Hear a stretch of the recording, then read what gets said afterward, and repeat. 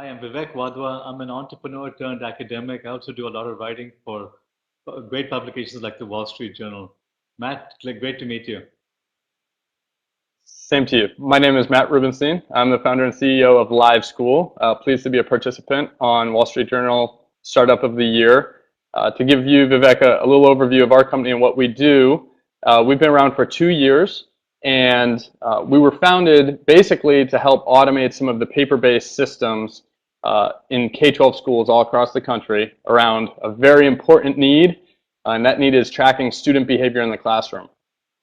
We've since sort of expanded our scope somewhat and are really positioning ourselves around a broader theme of school culture, which is, of course, student behavior is still sort of the bedrock, but also how teachers collaborate with one another and how they communicate with families at home. Our mission is very clear. We're replacing paper-based systems with real-time technology that makes data more accessible, increases the volume and quality of communication, and further school culture. So that in a nutshell is sort of what we're doing. Matt, I love what you're doing. I think it's really, really important, but I've got some concerns. Let me get those off my shoulders first, and then we can talk about the good thing of it. First of all, privacy concerns. Now, do we really want every teacher knowing what every other teacher says about a particular child? Because I've seen it with my own children in school that my son Vineet had one really nasty teacher who really had it out for him. And I was grateful that she wasn't liked by the other teachers, and what she said was really didn't go on the record anywhere. So what you're doing essentially is allowing anyone to update the record, which gets shared by all teachers. Everyone knows what's going on there. Isn't that a concern? That's a fantastic point, and yes, it is a concern, but I want to flip it a little bit. I think it's a concern that teachers don't have the opportunity to collaborate in that way. If you go into most schools today, anywhere 3rd through 12th grade, students see more than one teacher a day. It's sort of a reality of our model. I think it's a great way to sort of concentrate the best teachers on the subject and the grade levels they're best at. As a result, though, kids are seeing 4 or 5 teachers, and you as a parent have to sort of maintain 4 or 5 different lines of communication. One of the issues with the model we have right now is teachers really are sort of on an island. And while I agree with you 110% that there are some potentially uncomfortable points, those points smooth out into a much more appealing picture in the long term, which is normalization between teachers of culture, right? Expectations. So that bad teacher probably wouldn't make it more than 2 or 3 years without some real friction, because there would be that transparency and visibility. And the other teachers would say, what do you mean? Vivek's student is a fantastic participant in my class. What's going on with you, right? And it facilitates that sharing of ideas and best practices to move everyone forward. So you're saying that there'll be more accountability this way versus allowing one bad apple to screw up the life of a child. Do I have that correct? Yeah, I think that's a great way to put it. Absolutely. I think transparency and accountability are 2 things that we struggle in America's schools to maintain without the right technology. Have you provided the safeguards to be able to delete information and to not have everything shared with the parents or with other teachers or with the principal? Yes, absolutely. I'm glad you bring that up as well. We do have the ability to delete information, and it certainly gets used. Oftentimes, a student, unsurprisingly, will contest something and say, look, I wasn't being disrespectful. I was confused, and I was asking for help. And that happens all the time. In fact, we have sort of a token economy incentive system that sits on top of our behavioral data. And that's a big incentive for students, right? If they're earning towards a pizza party or a field trip and they get docked for something, they'll bring it up with the teacher, and a lot of times that will get removed, and there will be a correction on their next report saying, look, this was taken off. One of the features we have looked at is the ability to actually keep feedback private, and to be fully transparent, it's not yet there. Currently, parents are kept in the loop. Of course, teachers can keep information offline, but if it's sort of in the system, it is visible to all stakeholders. Matt, friendly advice, focus more on the privacy issues, because in Nashville, Tennessee, it may not be a big deal. When you come to other states and when it gets to be bigger, that's going to be the #1 concern people raise. Look at all the the battles that are happening right now with the NSA gaining information.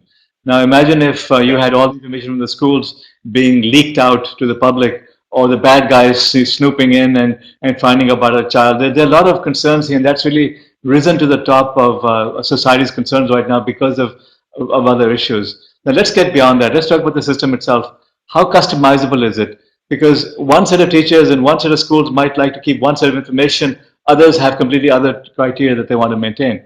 Can it be customized or adapted by the user? Absolutely. I think, frankly, that's one of the biggest strengths of our company is sort of the boots on the ground and the very teacher-centric and school-centric approach we have. We started in a charter school, but our second school was down the road and was a non-charter public school. And off the bat, we saw clear differences. Structurally, the same idea, but clear differences in the implementation of the system and therefore what we had to accommodate. So we started building configurations. I think we sort of mushroomed out a little too big, and now we've pruned it back, and we have sort of this menu of configurations that I think is very, very well suited to 80 to 90% of the schools in the United States, public, charter, private, alternative. And we're very excited about that because, as you say, Vivek, schools don't want one size fits all. They want the ability to embody their systems and culture in a software tool. All right, so I'm going to assume you've got great technology. It's, working at a couple of schools, you learn the lessons as you go testing at other schools. Now, the biggest challenge you have is you run on iPads. Those are for the rich. In fact, even in California, I spoke to 150 school teachers a couple of weeks ago. I was showing them the cheap tablets from India, and I was surprised that they were asking for them, that they don't have technology. This is California. Even some in Silicon Valley, teachers don't have the sophisticated technology that they should have. How do you deal with the issue of cost of computer technology? That's another fantastic question, and you're basically nailing all the strategic points in our plan over the past 12 months. One of the things we realized is we have to move away from the expectation that sort of iPad or nothing, or even iPad or traditional laptop or desktop computer or nothing. And so we've re-engineered our framework around some real best practices in responsive design. Again, it's an HTML5 application that packs a lot of neat real-time functionalities and now works on virtually any tablet device. And as you know, Vivek, that the cost of these devices is dropping dramatically, Android devices especially. It's extremely exciting for us to be able to go to a school now and say, hey, this device is $125 or $150 as opposed to $500.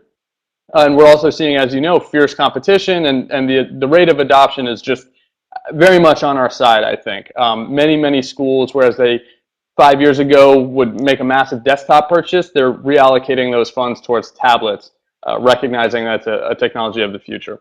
Matt, we don't have much time, but let me give you a little bit of advice over here. First of all, plan for cheap tablets, because this is a project I'm doing in California, which you'll be reading about hopefully in a few weeks. We've been testing cheap tablets, giving them to students over here, giving them to schools over here.